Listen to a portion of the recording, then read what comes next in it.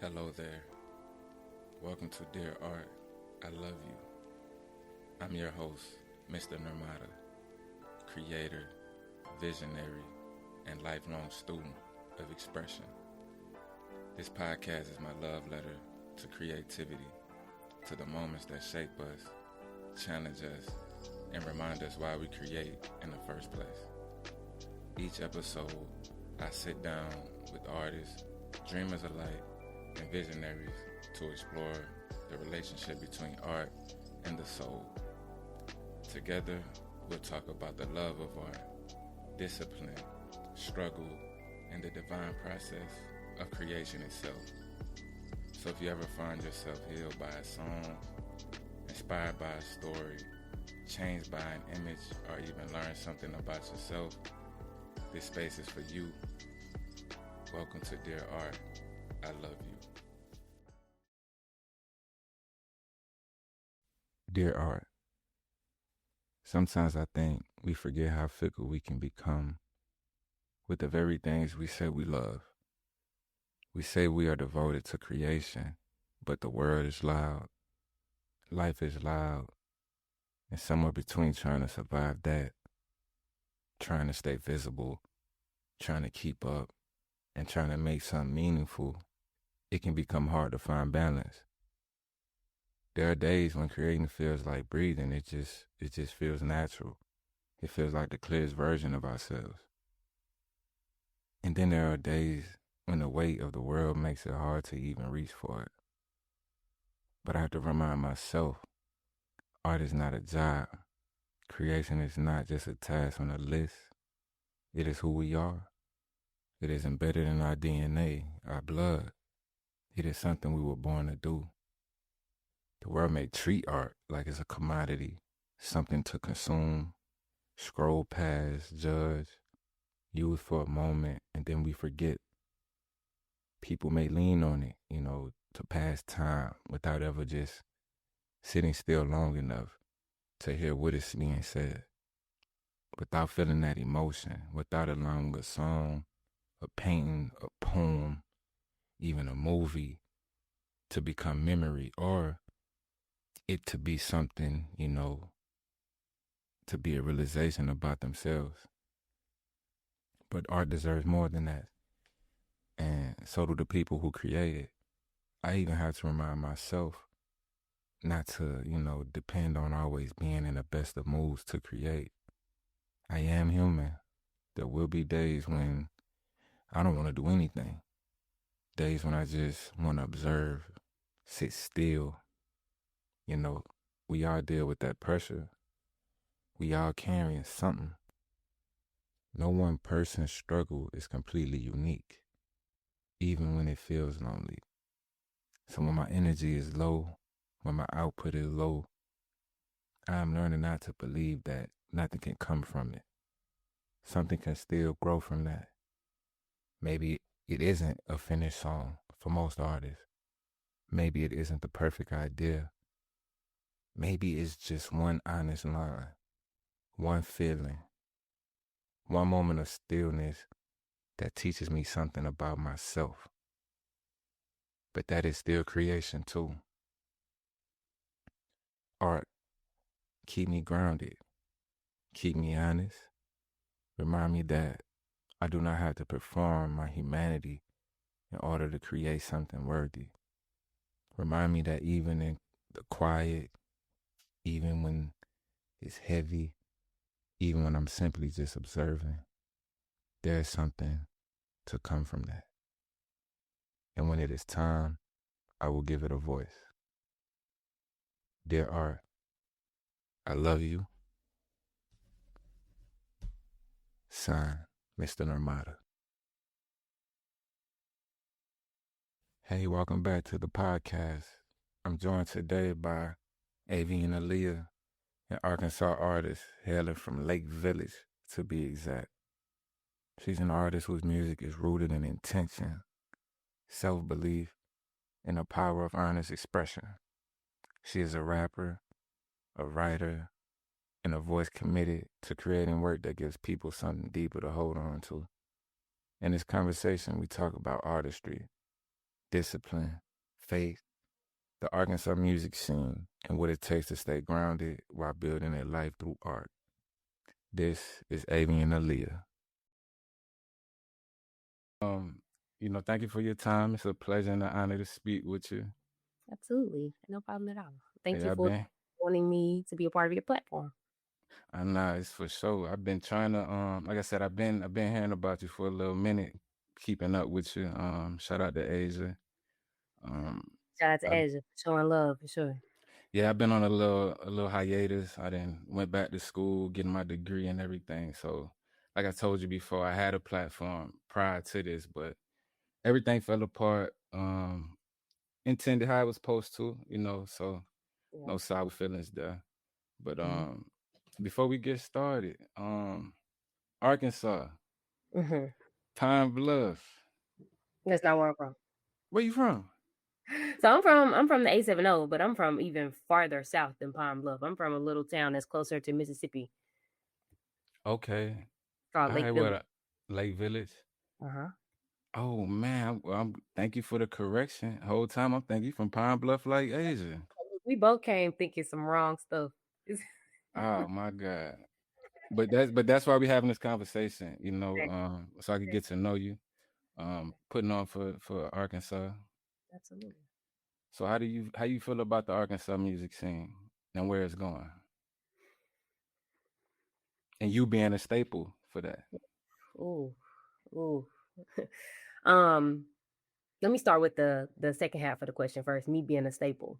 Um, it's always so interesting when people consider you some type of pioneer or just some type of figure that's paving a way because you really just be focused on your own lane doing what you do. You're not focused on necessarily um paving an entire lane. So sometimes that can be, I don't know, that can be unnerving. That can be unnerving. It's like, oh man, y'all looking at me to do what now? I'm just kind of trying to over here. I'm over here just trying to do what I'm doing. But it's an honor for sure.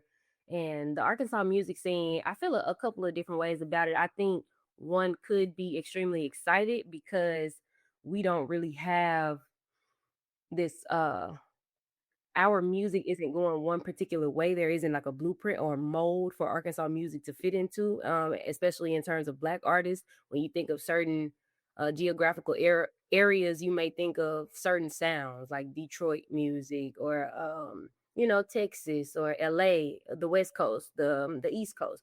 They all have kind of particular sounds, and newer artists, up and coming artists in those areas are able to gravitate toward that sound, or at least have someone who's already done some notable things reach back and kind of give them a stamp of approval.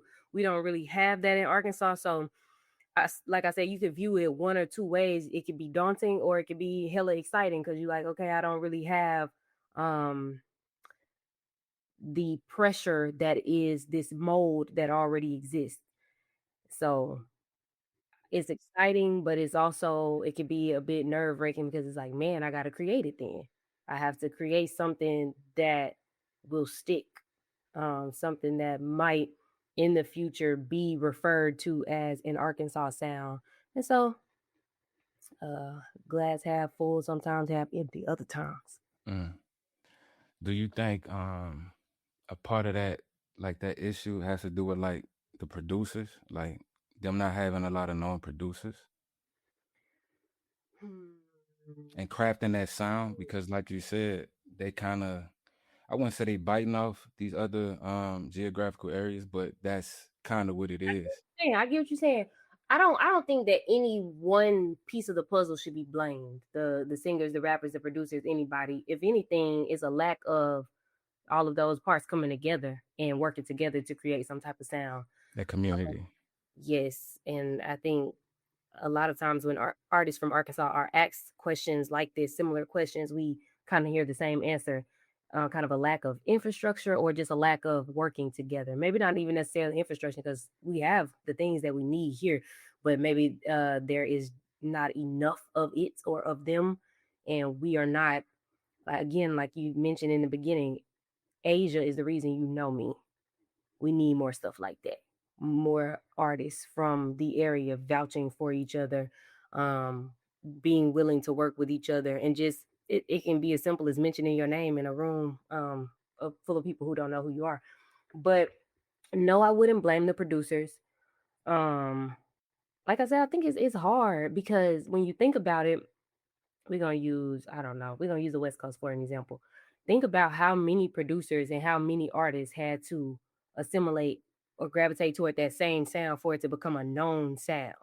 That we talking tens of hundreds of rappers and producers all deciding like, okay, this is the wave, and we're gonna keep that wave going, not 100 producers branching off into different areas. And I'm not even saying I don't even think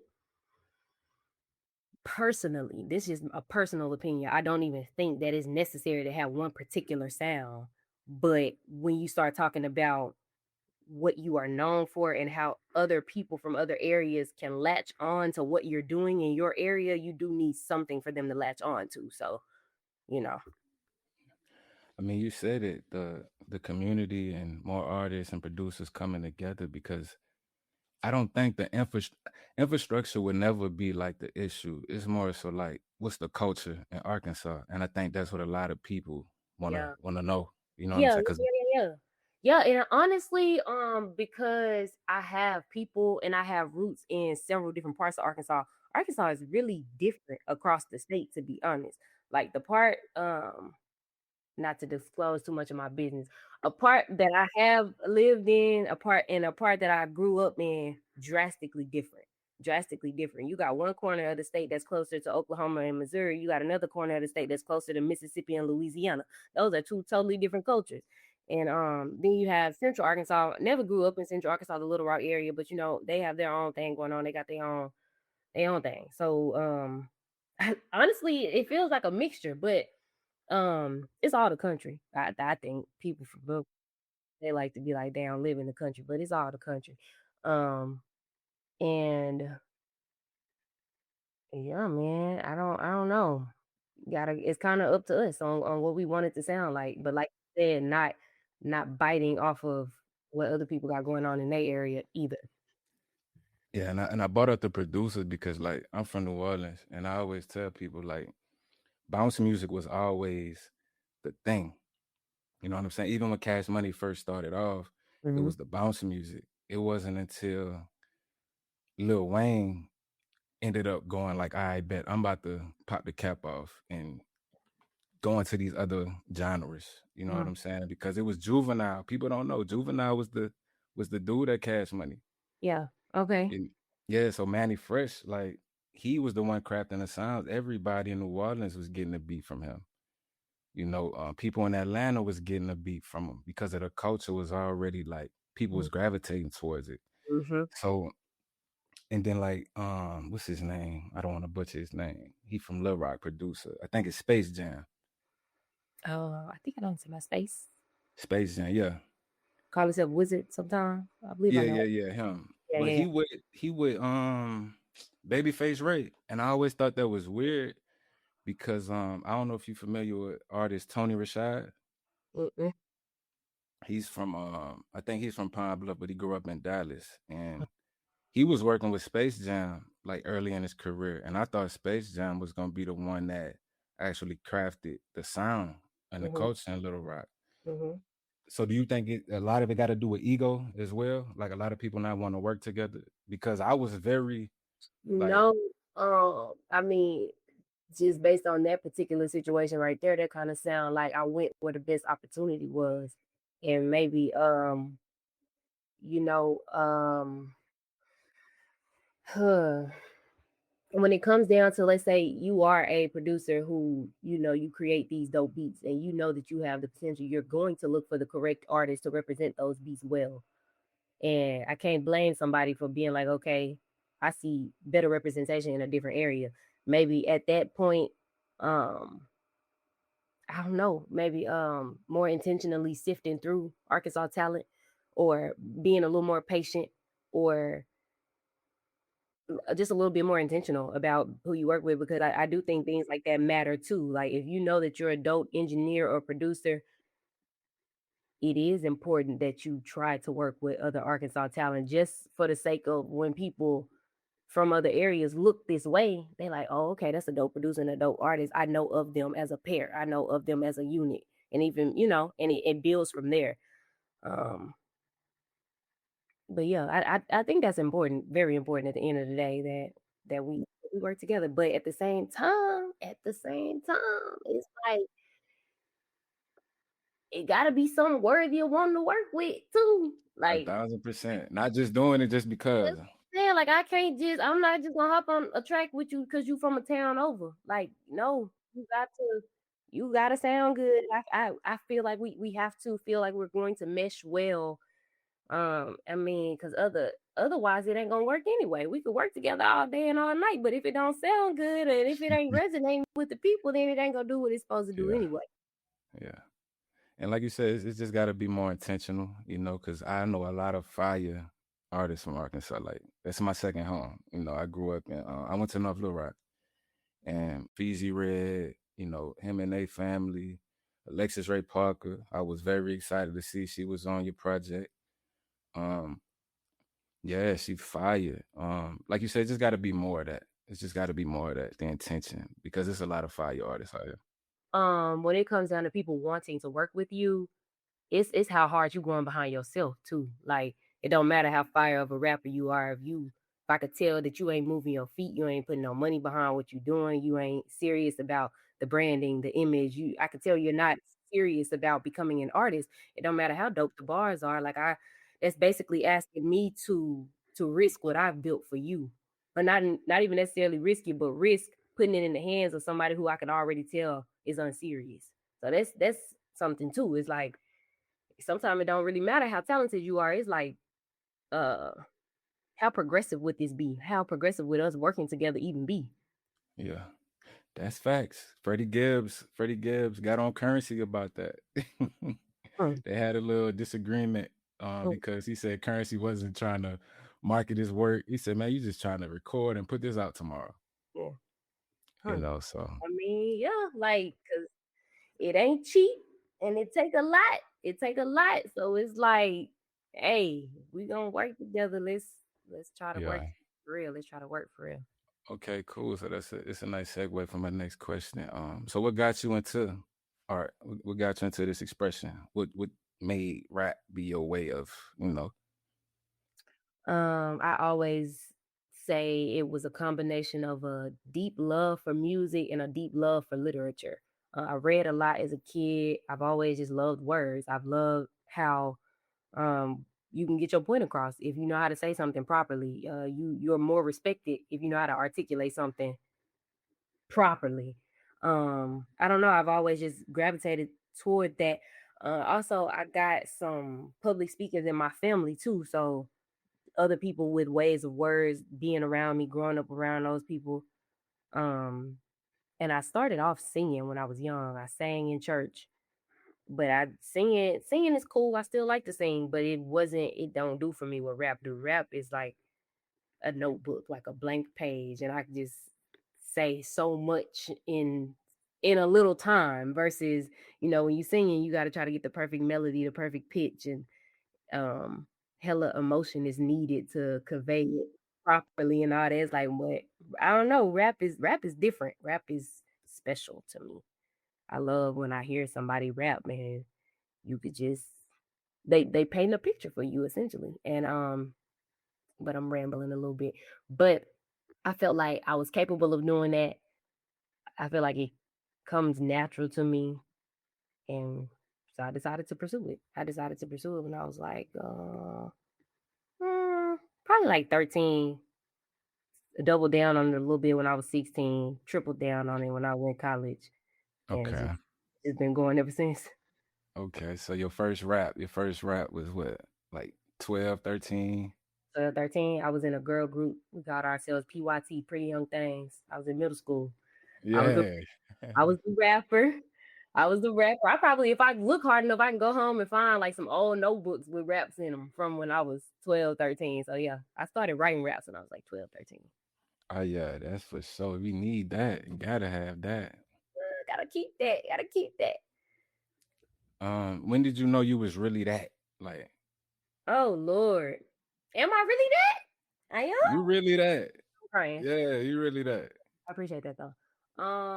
I mean, when did I know I was really that? I mean, that's a question there. Um, I mean, everybody should wake up feeling like that because if you don't, the world is trying to tell you otherwise. So Okay.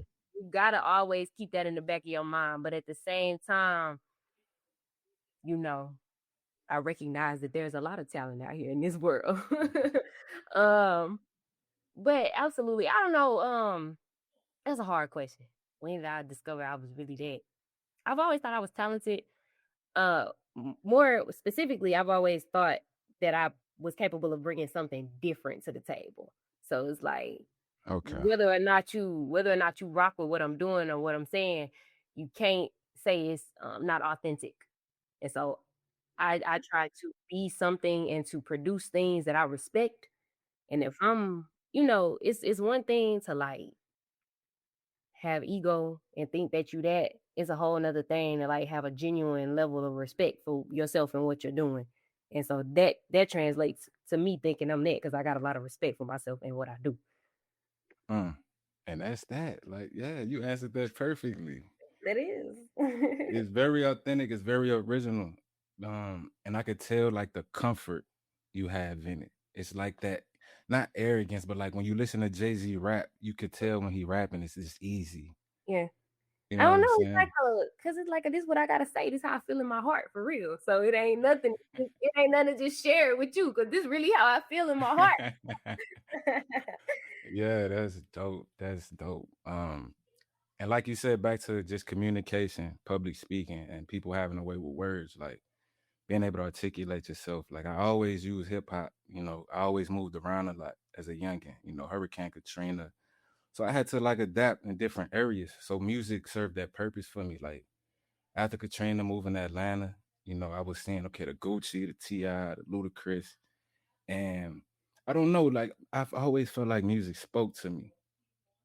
Like I always felt like that. And I don't know if anybody else listen to music like that, but me growing up as a young boy, like that's why I love rap Oh because yeah, yeah, plenty it of was people, just plenty of people, more people than you could count. I'm sure feel like that.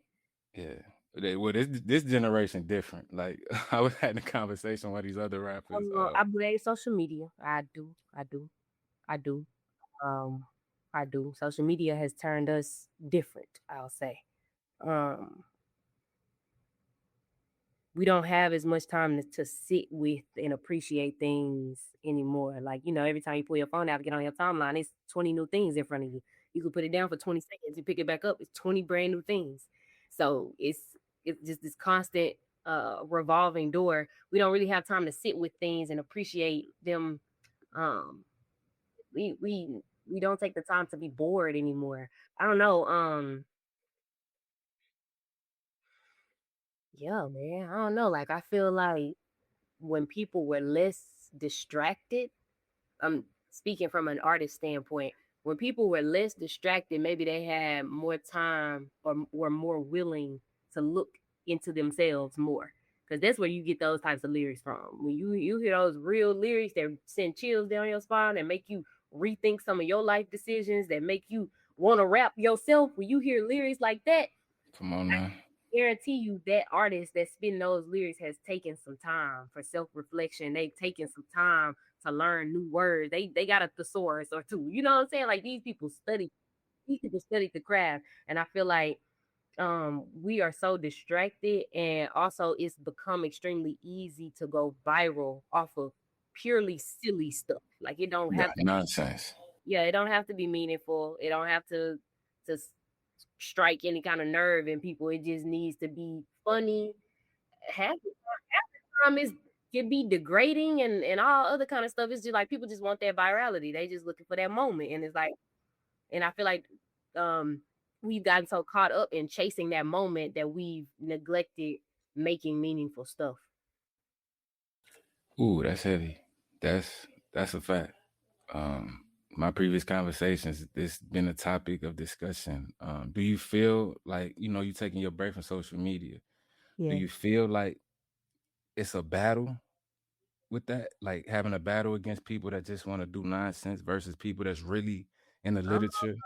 it can feel like I always say I feel like I'm swimming against a real strong tide for sure. Um, and that is probably at least a part of the reason that I take social media hiatuses every now and then, uh, just to step back and kill all that noise. Cause like it feels like so much of a competition, but I have to step back and realize like, hey, you do this for you. You do this because you love it. You do this. You started doing this for a reason years ago. Make sure you don't forget that reason. Make sure you don't get so wrapped up in, oh, I need to put something new out. I need to do something new. I need to post this picture, post this reel, da da da da da. It's like you can get so wrapped up in that like you look up, you don't even know why you're doing what you're doing no more. Yeah, you forget about the craft. Exactly. There's so Exactly. much production work going into it. Exactly. Hey man, I don't know. I miss them days when you kind of could just you had more space to just be an artist, and there were machines, and it was more common for a machine or for a team to help you with that kind of stuff. But these days they like, hey, you got access to your phone, you do it. So like, Yeah, guys, man. So through your journey, what would you say? What was there ever a moment where you felt like you wanted to just stop? oh, I'm in one of those moments right now. For real? One of those moments right now. Yes. It's always ebbs and flows though. It's like you'll be working on something, you'll release something, it'll get good feedback, you on this high, and then the noise dies down, so you have to go back and find those emotions or those um practices, those tactics, those disciplines that had you in your writing phase and your creation phase. It just is constant up and down, constant up and down, up and down, up and down. And I don't know if every artist feels like this, but I feel like this quite often. Like, some days I'm on cloud nine, other days we back at ground zero. So, but Yeah, I think, and it's back to the community and culture. I think a lot of artists do deal with that because of the lack of culture that goes on in the local music scenes. Because not only do I blame social media, I blame a lot of these media outlets. mm-hmm. Like The they local, only wanna, yeah, the local ones, even the mainstream ones. You say Cheese and all of these other people, like you can't just be posting any and everything because you finna get paid for it. You know what I'm saying? Like there is no respect for the art, I yeah. would say. You know what I'm saying? So I understand why artists do feel like, you know what, it's really no point in me doing this because nobody's paying attention anyway. Nobody's really listening anyway. And that's when you have to really remember like why you do it. Why you do it? Um, I always tell myself too, if you're doing something for applause, Mm, you gonna ever be chasing something because applause die down so fast. When people start clapping, they stop just as soon as they start. So yeah. you have to remember why you're doing it. And I know for me personally, I've always been a writer. Writing has always been one of my favorite outlets, and so that's why I do it. It's a means of expression. I love to share it with other people. If they find something in it, then that's even better. But at the core, I'm doing this for me, and I have to remember that. Yeah. So okay, we're gonna talk about world building, right? And getting back excited in the music. So what are some things you're doing to like brand yourself? You know, you say you're a writer. Do Mhm. you think about writing like TV shows, movies, like Uh-huh. I have had thoughts of songwriting for other artists. Not really so much TV shows and movies. No, I do want to write a book one day. okay, Uh, I was gonna ask that. yeah, I am interested in writing a book one day. I don't know about what yet. Yeah, it'll come. But It, but I feel like you say, how often do you ask yourself like, why am I doing this? And what am I, what's the ultimate like what's the highest version you see yourself doing it? at least once every 2 months, I probably got this period where I'm like, I don't know what's happening right now. I don't know if I want to keep going. I don't know if I want to completely pivot into something different. But then there's always like this this nudging in the back of my mind is like, nah, you can't give up on what you started, and you started for a reason. So you got to see it. You got to see it through. The highest point that I see myself doing is definitely some sold out arenas, definitely. And to a point, oh sorry, to a point where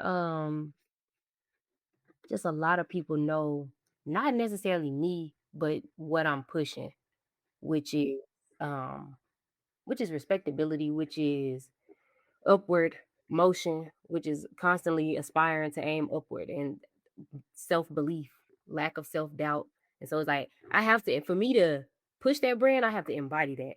And Exactly. I want to be transparent about the fact that me embodying that does not mean I feel like that every single day. It means that on the days I don't feel like it, I figure out how to get back to it. Like, Mm. yeah, I'm human. I ain't gonna feel like that every single day. But Yeah, 100%. I'm encouraging other people to do their thing at the highest capacity. And so my high seeing myself at the highest level is the most amount of people possible knowing that that's what Avian Alia stands for. Mm. I mean, you're very unique. So like your sound, your swag, like I think it really stands out.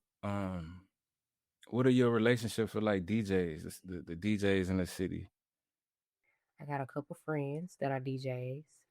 Um, as far as you ask me this, as far as like getting the music to them for them to spin, or Getting just it to them to spin. You doing like a DJ drama type mixtape with them, like mm, uh-huh, all of that. Like, uh-huh, cause that's the missing element. I think with social media, mm-hmm. these blogs, people forget like you start from the underground with the DJs. Like that's how your name really gets spread around. You know, you go and do any type of pop up concerts because they the ones with the most. They had all the events. For sure, yeah. You know, you saying that makes me realize like I can get in better with the DJs. I do have some friends that are DJs, but I think it's probably important to be in with a versatile amount of DJs too. Like, not just DJs that spin certain stuff, but you know, it's cool. I got some friends that are DJs, so the stuff gets spun sometime. So I saw you had your listening event was in Fayetteville. How Mhm. often are you trying to like do pop up events? Just random pop up events, just to spit, give people the background. You know what I'm saying? Because you want to take it to the highest height. I think Right. like because like I said, I grew up in New Orleans, so me driving around the city, like I always seen the hot boys on the corner shooting their music video. Like Mhm. Cash Money was in the like outside for real, Mhm. Mhm. and I think that's a missing piece that a lot of independent artists forget. Like, you know what? I'm about to go pull up Social media trying to downtown. take that away from us too, because we feel like all I gotta do is click, click, click, click, click, click, click. Yeah. I don't know. Let me think. Let me think.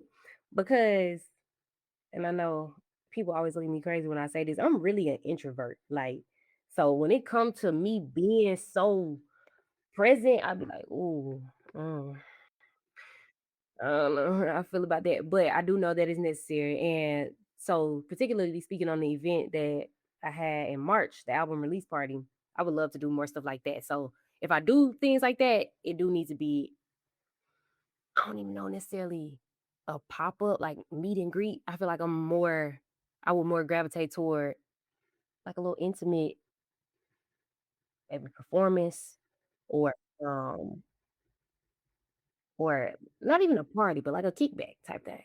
Yeah, I mean, people. I mean, pop-up events could be anything. It ain't just got to be meet and greet. It could be hey, this my new single. Mhm, This why I wrote this song. Like a lot of people don't get the context behind the art. mhm. A lot Yeah, of people just get on stage, perform, yeah. and you know, I like that idea a lot though. And so I do see more of those in my future. I just did an interview about a week ago where I said that's something I want to move toward is doing more stuff like that. That stuff ain't no joke though. It ain't no it ain't. joke. Yeah, When you it ain't cheap. hey, Yeah, when you trying to do it and you want to do it at a high level, you ain't just trying to just throw anything together. It ain't no joke. But I would like to do more things like that moving forward for sure because I really enjoyed that, and I think everybody that was there did too. yeah. Like I said, collabing with the artists is key. Like collabing with other artists will be key. We can't get away from that. I know a lot of people, wanna spread their solo career. But like you said, if you want to do events like this and you know it's gonna cost money, it's just kind of like how Nipsey Hussle and them was doing their thing, like all money in. Like, Hmm. look, Hey, I love how it sounds. I love how it it sounds. do, it do. I love how it sounds. But hey, you ain't just gonna go pick up 5 folks off the street that's like, yeah, all money in, let's go. Please, man, Nah, please. facts, facts, facts. Well, okay, so what's your team like? Was do you have a team? Are you dolo? I'm dolo for the most part. I got people that help for sure. I got a friend who is a DJ. She also owns a booking agency. She helps to give me performances and pop-ups and things of that nature, help keep my name in rotation. I have another friend who's an events coordinator who helped me through the party back in March. And so I do have friends in different spaces. As far as like, how can I say, I have a network more so than a team. Okay, I ain't got people on payroll. That's you're just like, very hey, resourceful. for sure, absolutely. And Okay, I'm also big on, if we work together and I enjoyed the work, you did what you needed to do, and I didn't have to ask you twice. I will be back. We will work again. yeah, So yeah, yeah. I would say it's more of a network rather than a team. I don't really have a very close knit team that's like, okay, this is y'all on the phone every day. Y'all on yeah, Zoom calls. Okay, this is what we doing to move the Avian Alia brand forward. Largely just me. And I ain't saying I yeah, want it to be like that, but it is largely just me at the moment. okay. So I mean, that's very understandable. Because a lot of artists don't have that, and that's what's needed. And again, it's back to the culture in the city. Like, who's being intentional about really creating a scene out here? I mean, because art is what pushes everything. We need so many parts. Like we need the A&Rs, we need the event coordinators, we need the promoters, we need them all to work together and to stop Yeah, trying to throw a party here or throw an event here, and then you doing 1 hours away and like y'all don't even know each other. It's this area is not large enough yeah, for all that separation. yeah. I wanted to like art. Little Rock is different, because I know the street guys. Like, I know what's going on in the city. Like, so it's hard to kind of like bring people together to push a movement or build a culture, Why is because that? we don't know if it's gonna be a shootout. We don't know if it's gonna be a fight. Oh Lord, that's a whole deeper issue. That's You that's know what a I'm saying? Yeah, yeah. And That's a that's just, again, that's this small city, like mhm, things are like that. So I don't know, mhm, things. I think things for Arkansas will go up. The more and more artists like you, um, Penn Davis, mhm, Aza, the more y'all keep putting on Alexis Ray, mhm. cause y'all really y'all the ones. You know what I'm saying? And like you said, it is a heavy burden to carry, but at the same time, like, that ain't gonna do nothing but open up more job opportunities in the city. You feel what I'm saying? You I've got college. I've already seen some things branch off just from what I'm doing, like some beautiful things that inspire other people to start businesses and start doing things, and they start generating revenue from things that they doing. So that's definitely a beautiful thing. Yeah, man. Like I said at the very beginning, I can't I can't too much focus on being this pioneer. I gotta focus on the steps that are directly in front of me. Now, if I become a pioneer as a result of taking those steps, that's beautiful. But I gotta focus on these steps in front of me. Okay. And what are those steps? What are some things you think you have to get better with? Hmm, hmm, hmm. Some things you need to add. Uh, Continued self discovery is always super important to me. Like as I continue to grow as a person, as I continue to get to know myself, I feel like the art naturally grows and adapts to that. Learning how to be more business savvy and taking revenue and properly investing it into other things so that those things can expand into other things, because music is cool. We want the money from the music, but that money needs to go into other things, and we need to start building other things that generate even more revenue and that looks like community building and looks like spaces and opportunities for people in the community. That's definitely more long-term goals that I have. And man, and really a lot of it I can't even tell you because a lot of it is gonna come as I grow. Yeah. A I lot mean, of that's why we having a convo. Like I want these type of things to be on artists' mind because, I don't, especially artists like you. Like I don't ever want artists like you to be like, man, I'm thinking about stopping. And it's just like you said, people have to see you in order to be inspired. Like, Mhm. and no matter how hard it get, at the end of the day, it's like, damn, I'm pursuing art for this reason. Like Mhm. I didn't get into it to be a millionaire. You know what I'm saying? It was for me to express myself. It's just like I got into football. I seen somebody running touchdowns, and it's like, damn, can I do that? Right. Mhm. Even though it's hard, you got to put the work in. Yeah, And it's just beautiful hearing you saying like self discovery. Like a absolutely. lot of people don't know themselves. Not at all. Because it's very uncomfortable to sit with yourself and to sit and Hmm. say man, like I these are all my shortcomings. But see, the thing is you gotta you gotta big yourself up in the same breath. Like you can't just be like, okay, this is my list of shortcomings, and you don't highlight anything that's amazing about you.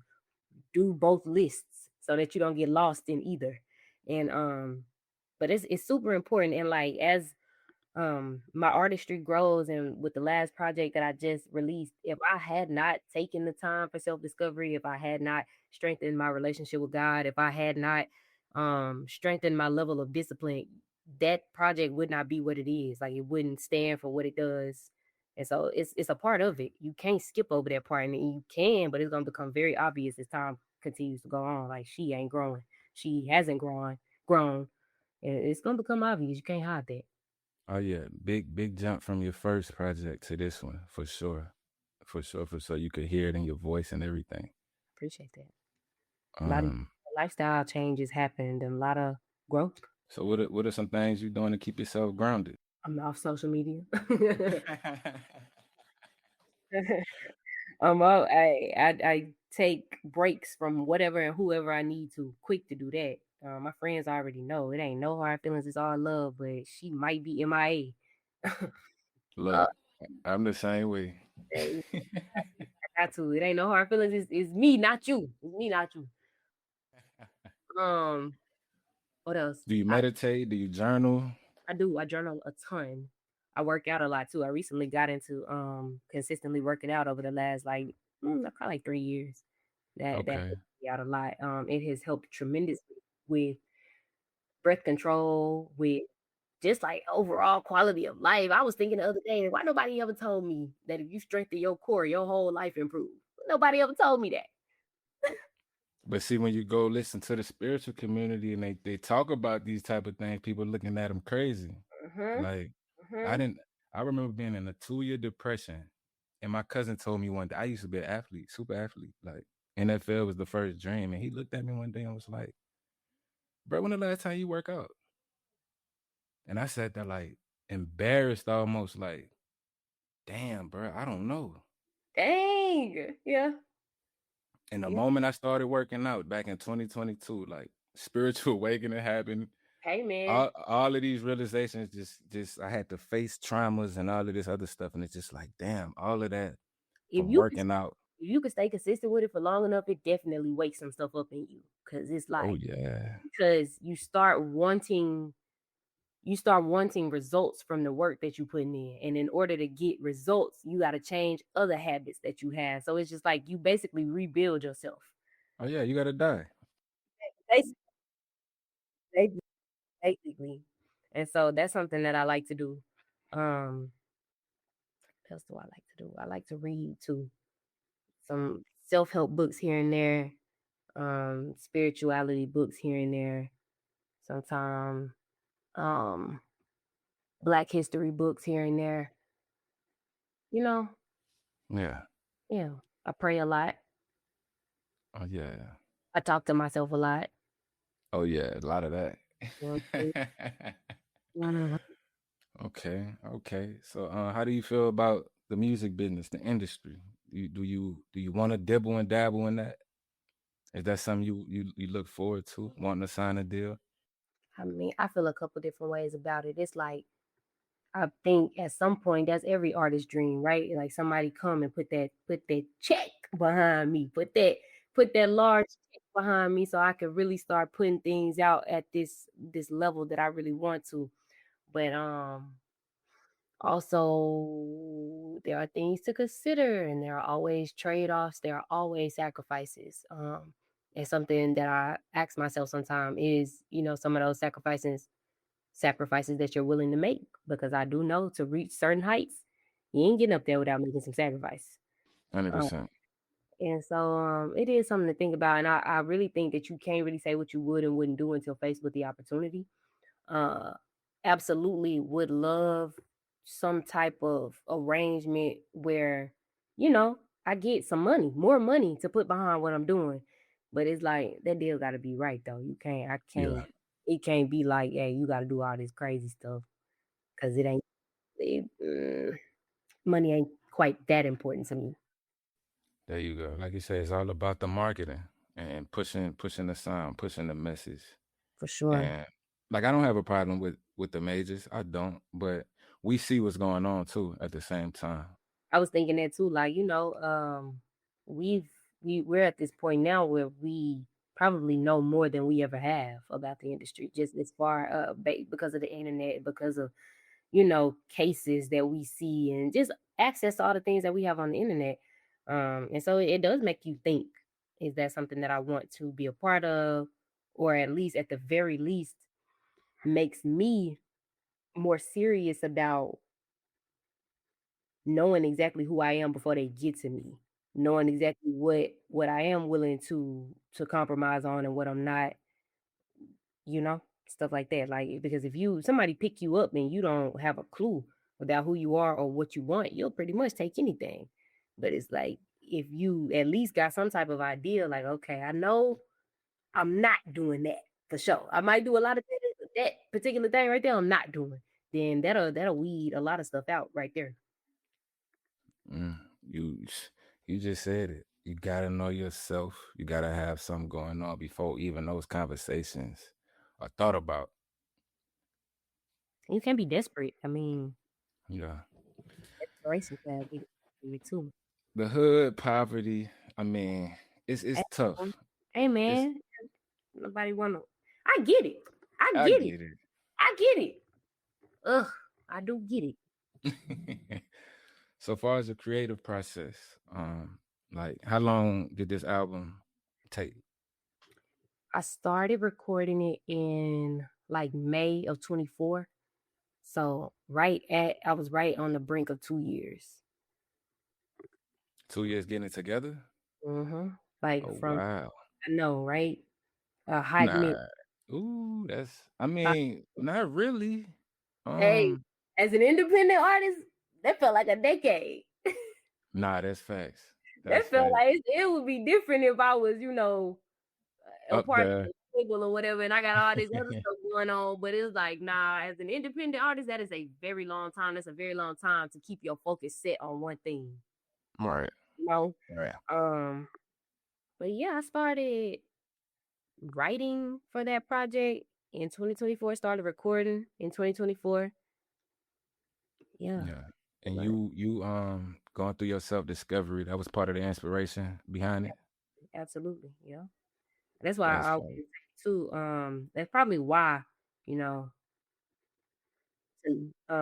not because I wanted it to, but because it needed to, took 2 years so that that growth could happen in those 2 years, and that the album could be molded into what it really needed to be.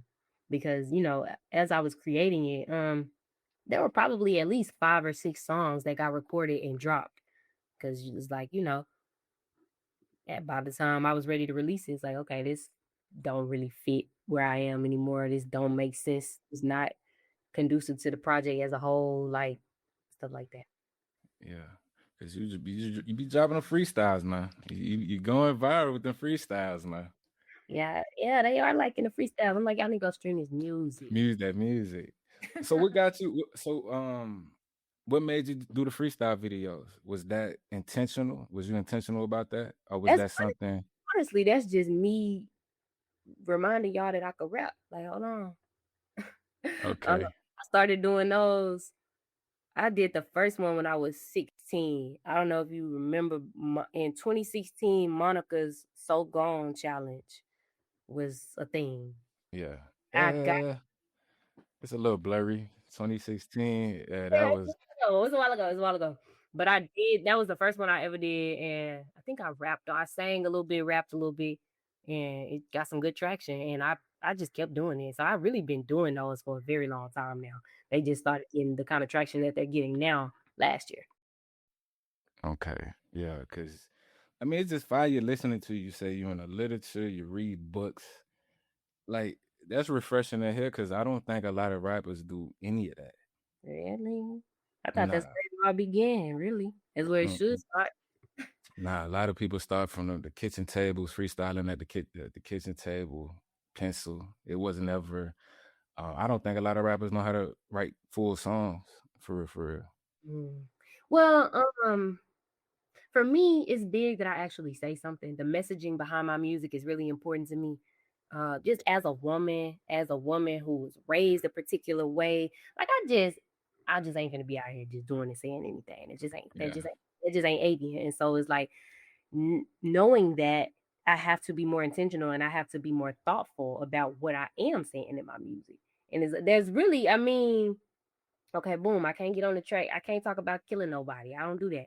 I ain't getting on the track talking about sticking the whole block down because I ain't doing that. So so now the pool of topics that I can pull from there it narrows it. And so it's like I got to get in these books. We got to figure out what we're gonna talk about and creative ways to talk about them because I know that there are certain topics that I don't want to touch on. that's facts. Can't be out here being sexy red and you not on that because some of these A&Rs are weird like that in these labels. Like I've got to have conversations with A&Rs at certain labels and kind of like, hey, we're kind of aiming towards this sound and this messaging, and it's like, whoa, y'all really on that?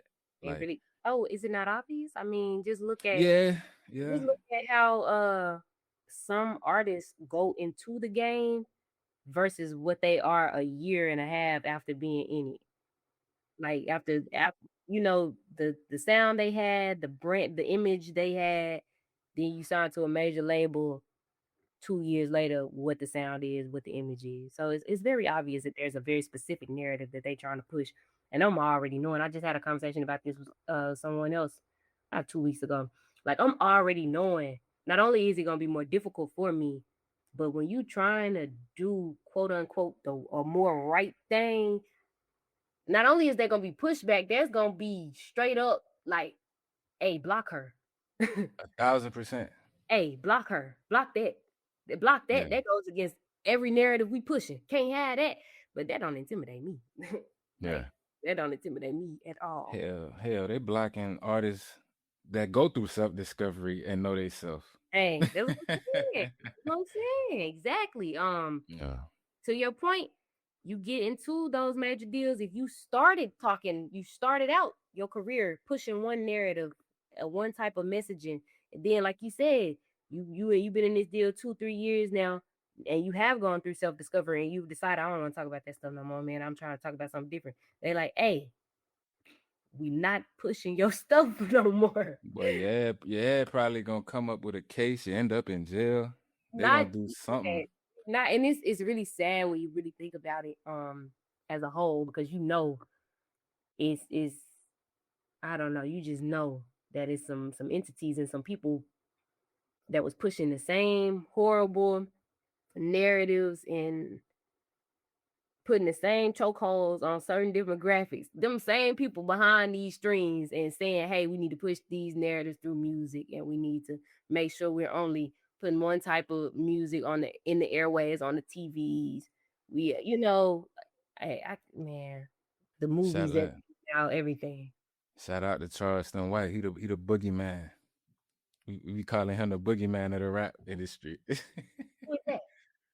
Charleston White, Who is that? I don't know what that is. the little old man, be talking crazy, telling he gonna call the police on everybody. I don't know who that is. Oh yeah, you shout out to you for not being on social media. See, I gotta be on social media because I'm searching for artists like you. Really need to be. So when I do things like this, I know more what they talking about. But I can't keep up with everything. I can't do But everything. yeah, he like nobody like him. He always threatening the police and things of that nature. But he keeping it a buck. Like ever since he hit the scene, there's no more Lil Durk, no more Young Thug, um, no drill. When the last time you heard a drill music song? I'm gonna go look them up when we get off.